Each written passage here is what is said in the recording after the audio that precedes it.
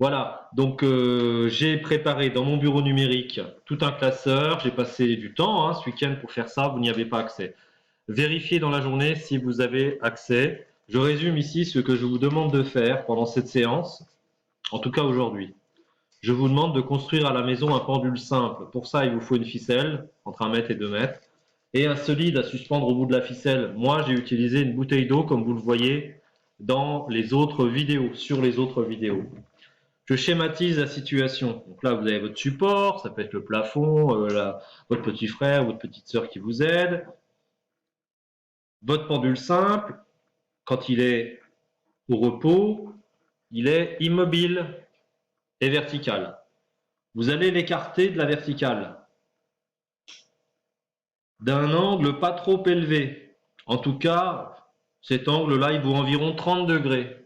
Vous allez lâcher votre pendule et il va se mettre à osciller, à faire des allers-retours. Il va avoir un mouvement qu'on dit périodique. D'accord?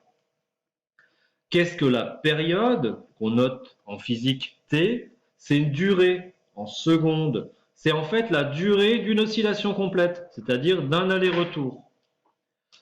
Vous allez chacun, là où vous êtes, mesurer cette durée. Mais comme cette durée est très courte, je vous demande de mesurer non pas la durée d'un aller-retour, mais de 10 allers-retours. Donc vous allez mesurer 10 T. N'oubliez pas de mesurer également la longueur de votre pendule, c'est-à-dire cette longueur-là, entre le point de fixation et la base du pendule. On peut noter ça grand L. Ce que j'avais prévu, c'est un formulaire à compléter dans mon bureau numérique. Chaque élève de la classe pouvait compléter en indiquant sa mesure, la longueur en mètres, et en indiquant également la masse du solide qui est suspendu au bout du fil. Donc tout ça, vous pouvez le faire et le garder sur un brouillon, sur une feuille de papier. Ensuite, ce que j'avais prévu de faire avec vous, c'est vous dire que on peut démontrer que la période, elle a pour formule 2 fois pi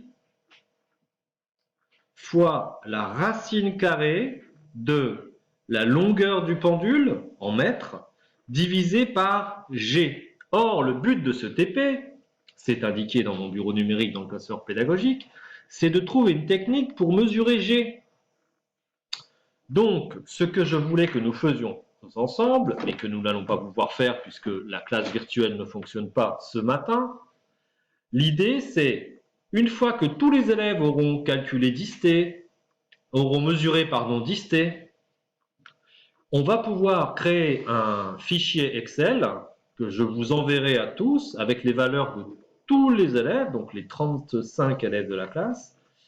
La petite difficulté, et ça vous pouvez le faire d'ores et déjà à la maison, c'est à partir de cette formule, de cette équation, là il y a un signe égal, d'exprimer G en fonction du reste. Je vous aide un peu. Pour réussir ça, il faut enlever la racine carrée. Donc pour ça, il va falloir tout élever au carré. Une fois que vous aurez tout élevé au carré, vous ferez un produit en croix et vous pourrez tirer G, c'est-à-dire vous allez trouver G en fonction de vos mesures. Alors, quelles sont vos mesures? La période que vous aurez mesurée en secondes, mais aussi en fonction de la longueur de votre pendule en mètres.